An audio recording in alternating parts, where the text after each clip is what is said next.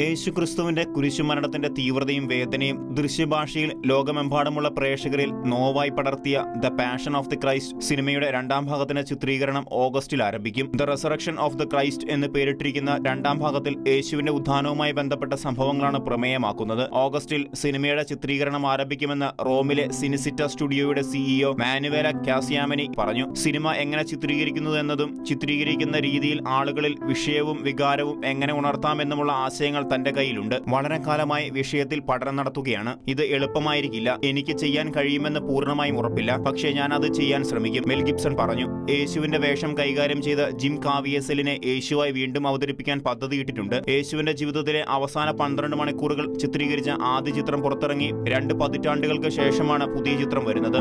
2004 പുറത്തിറങ്ങിയ ആദ്യ ഭാഗം സിനിമാ ചരിത്രത്തിൽ തന്നെ നാഴികക്കല്ലായി മാറിയിരുന്നു. ഇതിന്റെ രണ്ടാം ഭാഗത്തിനായി ആകാംക്ഷയോടെ കാത്തിരിക്കുകയാണ് ക്രൈസ്തവ ലോകം.